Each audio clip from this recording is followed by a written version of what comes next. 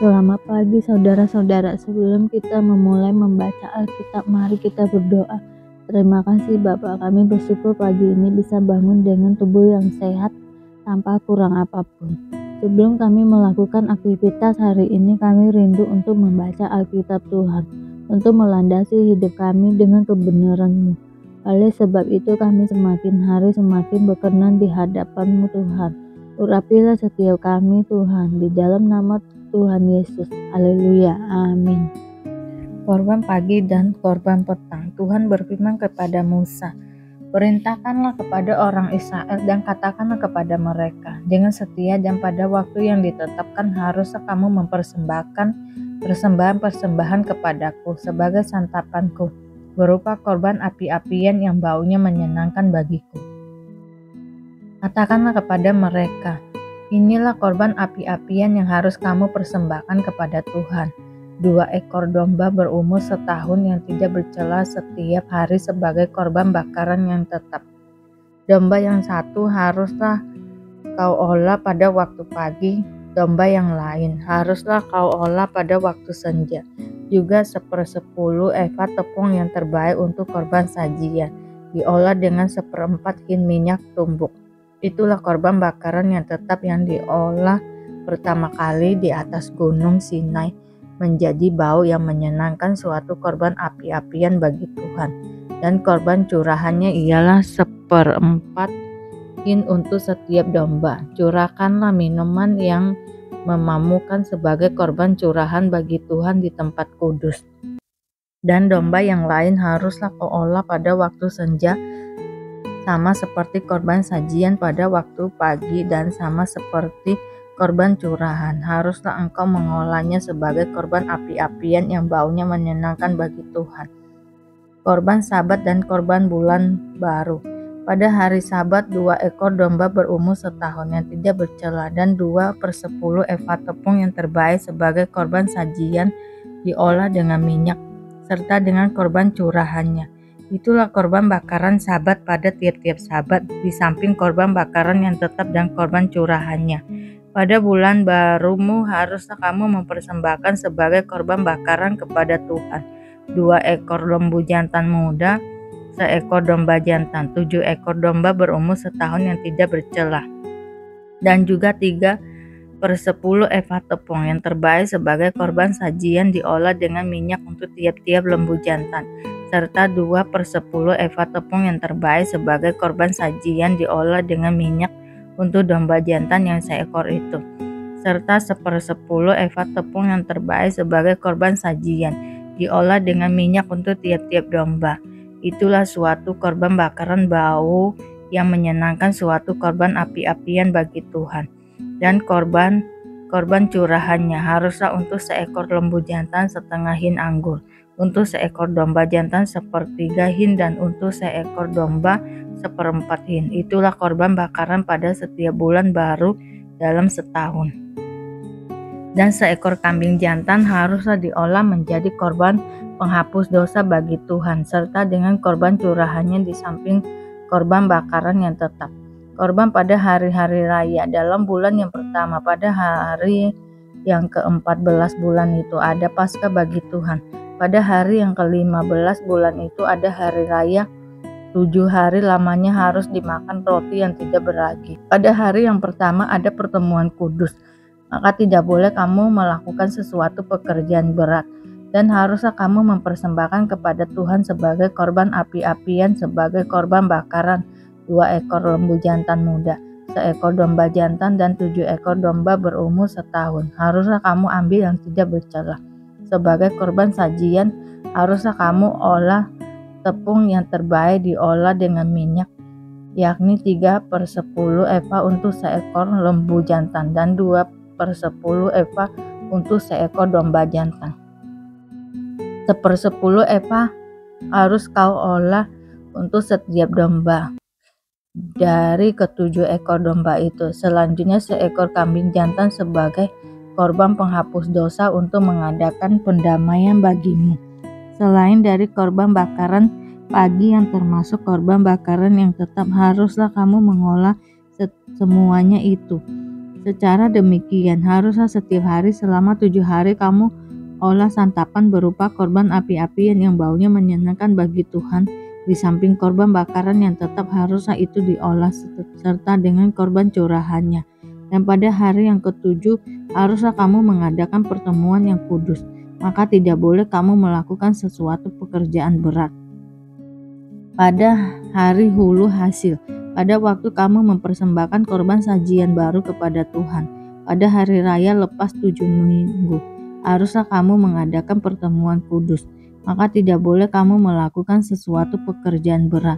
Pada waktu itu haruslah kamu mempersembahkan sebagai korban bakaran menjadi bau yang menyenangkan bagi Tuhan 2 ekor lembu jantan muda, 1 ekor domba jantan, 7 ekor domba berumur setahun, juga sebagai korban sajian. Tepung yang terbaik diolah dengan minyak, yakni 3/10 eva untuk setiap ekor lembu jantan, 2/10 eva untuk domba jantan yang seekor itu, 1/10 eva untuk setiap domba dari ketujuh ekor domba itu, 1 ekor kambing jantan untuk mengadakan pendamaian bagimu. Selain dari korban bakaran yang tetap dan korban sajian, haruslah kamu mengolah semuanya itu, serta dengan korban-korban curahannya, haruslah kamu ambil yang tidak bercela. Pada bulan yang ketujuh pada tanggal 1 bulan itu, haruslah kamu mengadakan pertemuan yang kudus, maka tidak boleh kamu melakukan sesuatu pekerjaan berat. Itulah hari peniupan serunai bagimu. Pada waktu itu haruslah kamu mengolah sebagai korban bakaran menjadi bau yang menyenangkan bagi Tuhan. 1 ekor lembu jantan muda, 1 ekor domba jantan, 7 ekor domba berumur setahun yang tidak bercela. Juga sebagai korban sajian tepung yang terbaik diolah dengan minyak, yakni 3/10 eva untuk lembu jantan itu, 2/10 eva untuk domba jantan itu, dan 1/10 eva untuk setiap domba dari ketujuh ekor domba itu, dan 1 ekor kambing jantan sebagai korban penghapus dosa untuk mengadakan pendamaian bagimu. Selain dari korban bakaran bulan baru serta dengan korban sajiannya, dan korban bakaran yang tetap serta dengan korban sajiannya, dan korban-korban curahannya sesuai dengan peraturannya menjadi bau yang menyenangkan, suatu korban api-apian bagi Tuhan. Pada hari yang ke-10 bulan yang ke-7 itu haruslah kamu mengadakan pertemuan yang kudus dan merendahkan dirimu dengan berpuasa, maka tidak boleh kamu melakukan sesuatu pekerjaan. Pada waktu itu haruslah kamu mempersembahkan sebagai korban bakaran kepada Tuhan sebagai bau yang menyenangkan 1 ekor lembu jantan muda, 1 ekor domba jantan, 7 ekor domba berumur setahun. Haruslah tidak bercela semuanya itu.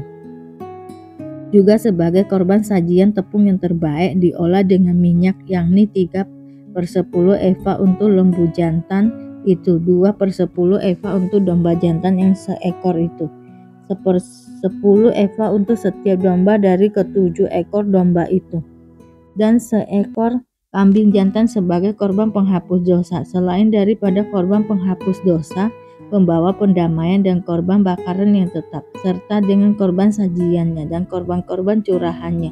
Pada hari yang ke-15 bulan yang ke-7 itu haruslah kamu mengadakan pertemuan yang kudus, maka tidak boleh kamu melakukan sesuatu pekerjaan berat. Haruslah kamu mengadakan perayaan bagi Tuhan 7 hari lamanya. Pada waktu itu haruslah kamu mempersembahkan sebagai korban bakaran, sebagai korban api-apian yang baunya menyenangkan bagi Tuhan, 13 ekor lembu jantan muda, 2 ekor domba jantan, 14 ekor domba berumur setahun. Haruslah tidak bercela semuanya itu. Juga sebagai korban sajian tepung yang terbaik diolah dengan minyak, yakni 3/10 eva untuk setiap lembu dari 13 ekor lembu jantan itu, 2/10 eva untuk setiap domba dari kedua ekor domba jantan itu, dan 1/10 eva untuk setiap domba dari ke-14 ekor domba itu, dan 1 ekor kambing jantan sebagai korban penghapus dosa. Selain dari korban bakaran yang tetap dengan korban sajiannya dan korban curahannya. Pada hari yang kedua, 12 ekor lembu jantan muda, 2 ekor domba jantan, 14 ekor domba berumur setahun yang tidak bercela, serta dengan korban sajiannya dan korban-korban curahannya, yakni untuk lembu-lembu jantan, untuk domba-domba jantan, dan untuk domba-domba muda itu, menurut jumlah yang sesuai dengan peraturan. Dan seekor kambing jantan sebagai korban penghapus dosa, selain dari korban bakaran yang tetap serta dengan korban sajiannya dan korban-korban curahannya. Pada hari yang ketiga, 11 ekor lembu jantan, 2 ekor domba jantan, 14 ekor domba berumur setahun yang tidak bercela, serta dengan korban sajiannya dan korban-korban curahannya, yakni untuk lembu-lembu jantan, untuk domba-domba jantan, dan untuk domba-domba muda itu, menurut jumlah yang sesuai dengan peraturan. Dan seekor kambing jantan sebagai korban penghapus dosa, selain dari korban bakaran yang tetap serta dengan korban sajiannya dan korban curahannya. Pada hari yang keempat, 10 ekor lembu jantan, 2 ekor domba jantan, 14 ekor domba berumur setahun yang tidak bercela, serta dengan korban sajiannya dan korban-korban curahannya, yakni untuk lembu-lembu jantan, untuk domba-domba jantan, dan untuk domba-domba muda itu, menurut jumlah yang sesuai dengan peraturan. Dan seekor kambing jantan sebagai korban penghapus dosa, selain dari korban bakaran yang tetap dengan korban sajian dan korban curahannya. Pada hari yang kelima, 9 ekor lembu jantan, 2 ekor domba jantan, 14 ekor domba berumur setahun yang tidak bercela, serta dengan korban sajiannya dan korban-korban curahannya, yakni untuk lembu-lembu jantan, untuk domba-domba jantan, dan untuk domba-domba muda itu, menurut jumlah yang sesuai dengan peraturan. Dan seekor kambing jantan sebagai korban penghapus dosa, selain dari korban bakaran yang tetap serta dengan korban sajiannya dan korban curahannya. Pada hari yang keenam, 8 ekor lembu jantan, 2 ekor domba jantan, 14 ekor domba berumur setahun yang tidak bercela, serta dengan korban sajiannya dan korban-korban curahannya, yakni untuk lembu-lembu jantan, untuk domba-domba jantan, dan untuk domba-domba muda itu, menurut jumlah yang sesuai dengan peraturan. Dan seekor kambing jantan sesuai korban penghapus dosa, selain dari korban bakaran yang tetap dengan korban sajiannya dan korban-korban curahannya. Pada hari yang ketujuh, 7 ekor lembu jantan, 2 ekor domba jantan, 14 ekor domba berumur setahun yang tidak bercela, serta dengan korban sajiannya dan korban-korban curahannya, yakni untuk lembu-lembu jantan, untuk domba-domba jantan, dan untuk domba-domba muda itu, menurut jumlah yang sesuai dengan peraturannya. Dan seekor kambing jantan sebagai korban penghapus dosa, selain dari korban bakaran yang tetap dengan korban sajiannya dan korban curahannya. Pada hari yang ke-8 haruslah kamu mengadakan perkumpulan raya, maka tidak boleh kamu melakukan sesuatu pekerjaan berat. Pada waktu itu haruslah kamu mempersembahkan sebagai korban bakaran, sebagai korban api-apian yang baunya menyenangkan bagi Tuhan, seekor lembu jantan, seekor domba jantan, 7 ekor domba berumur setahun yang tidak bercela, dengan korban sajiannya dan korban-korban curahannya, yakni untuk lembu-lembu jantan, untuk domba-domba jantan, dan untuk domba-domba muda itu, menurut jumlah yang sesuai dengan peraturan. Dan seekor kambing jantan sebagai korban penghapus dosa, selain dari korban bakaran yang tetap serta dengan korban sajiannya dan korban curahannya. Itulah semuanya yang harus kamu olah bagi Tuhan pada hari-hari rayamu sebagai korban-korban bakaranmu, korban-korban sajianmu, korban-korban curahanmu, dan korban-korban keselamatanmu, selain dari korban-korban najarmu dan korban-korban sukarelamu. Lalu berbicaralah Musa kepada orang Israel sesuai dengan segala yang diperintahkan Tuhan kepada Musa. Najar kaum perempuan. Musa berkata kepada kepala-kepala suku Israel demikian, inilah yang diperintahkan Tuhan. Apabila seorang laki-laki bernazar atau bersumpah kepada Tuhan, sehingga ia mengikat dirinya kepada suatu janji, maka janganlah ia melanggar perkataan itu. Haruslah ia berbuat tepat seperti yang diucapkannya. Tetapi apabila seorang perempuan bernazar kepada Tuhan dan mengikat dirinya kepada suatu janji di rumah ayahnya, yakni pada waktu itu masih gadis, dan ayahnya mendengar nazar dan janji yang mengikat diri anaknya itu, tetapi ayahnya tidak berkata apa-apa kepadanya, maka segala nazarnya itu akan tetap berlaku dan setiap janji mengikat dirinya akan tetap berlaku juga. Tetapi jika ayahnya melarang dia pada waktu mendengar itu, maka segala nazar dan janji yang mengikat diri anaknya itu tidak akan berlaku. Dan Tuhan akan mengampuni perempuan itu sebab ayahnya telah melarang dia. Tetapi jika perempuan itu bersuami dan ia masih berhutang karena salah satu nazar atau salah satu janji yang diucapkan begitu saja dan yang mengikat dirinya, dan suaminya mendengar tentang hal itu, tetapi tidak berkata apa-apa kepadanya pada waktu mendengarnya, maka nazarnya itu akan tetap berlaku dan janji yang mengikat dirinya akan tetap berlaku juga. Tetapi apabila suaminya itu pada waktu mendengarnya melarang dia, maka ia telah membatalkan nazar yang menjadi hutang istrinya dan janji yang diucapkan begitu saja yang mengikat istrinya, maka Tuhan akan mengampuni istrinya itu. Mengenai nazar seorang janda atau seorang perempuan yang diceraikan, segala apa yang mengikat dirinya akan tetap berlaku baginya. Jika seorang perempuan di rumah suaminya bernazar atau mengikat dirinya kepada suatu janji dengan bersumpah, dan suaminya mendengarnya tetapi tidak berkata apa-apa kepadanya dan tidak melarang dia, maka segala nazar perempuan itu akan tetap berlaku dan setiap janji yang mengikat dirinya perempuan itu akan tetap berlaku juga. Tetapi jika suaminya itu membatalkannya dengan tegas pada waktu mendengarnya, maka ucapan apapun yang keluar dari mulutnya, baik nazar maupun janji, tidak akan berlaku. Suaminya telah membatalkan dan Tuhan akan mengampuni istrinya itu. Setiap nazar dan setiap janji sumpah perempuan itu untuk merendahkan dirinya dengan berpuasa dapat dinyatakan berlaku oleh suaminya atau dapat dibatalkan oleh suaminya.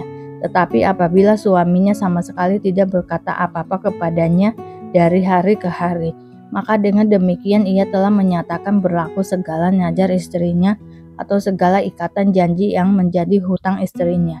Ia telah menyatakan berlaku karena ia tidak berkata apa-apa kepadanya pada waktu mendengarnya. Tetapi jika ia baru membatalkan beberapa lama setelah didengarnya, maka ia akan menanggung akibat kesalahan istrinya. Itulah ketetapan-ketetapan yang diperintahkan Tuhan kepada Musa, yakni antara seorang suami dengan istrinya dan antara seorang ayah dengan anaknya perempuan pada waktu ia masih gadis di rumah ayahnya. Pendahuluan. Theophilus yang mulia, banyak orang telah berusaha menyusun suatu berita tentang peristiwa-peristiwa yang telah terjadi di antara kita, seperti yang disampaikan kepada kita oleh mereka yang dari semula adalah saksi mata dan pelayan firman. Karena itu, setelah aku menyelidiki segala peristiwa itu dengan seksama, dari asal mulanya aku mengambil keputusan untuk membukakannya dengan teratur bagimu, supaya engkau dapat mengetahui bahwa segala sesuatu yang diajarkan kepadamu sungguh benar. Pemberitahuan tentang kelahiran Yohanes Pembaptis. Pada zaman Herodes, Raja Yudea, adalah seorang imam yang bernama Zakaria dari rombongan Abia. Istrinya juga berasal dari keturunan Harun, namanya Elisabet. Keduanya adalah benar di hadapan Allah dan hidup menurut segala perintah dan ketetapan Tuhan dengan tidak bercacat. Tetapi mereka tidak mempunyai anak sebab Elisabet mandul dan keduanya telah lanjut umurnya. Pada suatu kali waktu tiba giliran rombongannya, Zakaria melakukan tugas keimaman di hadapan Tuhan. Sebab ketika diundi sebagaimana lazimnya untuk menentukan imam yang bertugas, dialah yang ditunjuk untuk masuk ke dalam bait suci dan membakar ukupan di situ. Sementara itu, seluruh umat berkumpul di luar dan sembahyang. Waktu itu adalah waktu pembakaran ukupan. Maka tampaklah kepada Zakaria seorang malaikat Tuhan berdiri di sebelah kanan mezbah pembakaran ukupan. Melihat hal itu, ia terkejut dan menjadi takut. Tetapi malaikat itu berkata kepadanya, "Jangan takut, hai Zakaria, sebab doamu telah dikabulkan dan Elisabet istrimu akan melahirkan seorang anak laki-laki bagimu dan haruslah engkau menamai dia Yohanes. Engkau akan bersukacita dan kegembira, bahkan banyak orang akan bersukacita atas kelahirannya dia, sebab Ia akan besar di hadapan Tuhan, dan ia tidak akan minum anggur atau minum keras, dan ia akan penuh dengan Roh Kudus mulai dari rahim ibunya. Ia akan membuat banyak orang Israel berbalik kepada Tuhan Allah mereka, dan ia akan berjalan mendahului Tuhan dalam roh dan kuasa Elia untuk membuat hati bapa-bapa berbalik kepada anak-anaknya, dan hati orang-orang durhaka kepada pikiran orang-orang benar, dan dengan demikian menyiapkan bagi Tuhan suatu umat yang layak baginya. Lalu kata Zakaria kepada malaikat itu, "Bagaimanakah aku tahu bahwa hal ini akan terjadi? Sebab aku sudah tua dan istriku sudah lanjut umurnya." Jawab malaikat itu kepadanya, "Akulah Gabriel yang melayani Allah, dan aku telah diutus untuk berbicara dengan engkau dan untuk menyampaikan kabar baik ini kepadamu. Sesungguhnya engkau akan menjadi bisu dan tidak dapat berkata-kata sampai kepada hari di mana semuanya ini terjadi, karena engkau tidak percaya akan perkataanku yang akan nyata kebenarannya pada waktunya." Terima kasih Bapak untuk hari ini, sehingga kami dapat membaca Alkitab-Mu Tuhan. Mari doa Bapa kami. Bapa kami yang di surga, dikuduskanlah nama-Mu, datanglah kerajaan-Mu, jadilah kehendak-Mu di bumi seperti di surga. Berikanlah kami pada hari ini makanan kami yang secukupnya, dan ampunilah kami akan kesalahan kami, seperti kami juga mengampuni orang yang bersalah kepada kami. Dan janganlah membawa kami ke dalam pencobaan, tetapi lepaskanlah kami daripada yang jahat, karena Engkaulah yang mempunyai kerajaan dan kuasa dan kemuliaan sampai selama-lamanya. Terima kasih Bapa. Kami selalu bersyukur atas apapun Tuhan berikan hidup kami. Engkau tidak pernah meninggalkan kami ya Bapa. Hidup kami akan senantiasa berkecukupan di dalam-Mu. Di dalam nama Tuhan Yesus kami berdoa dan mengucap syukur.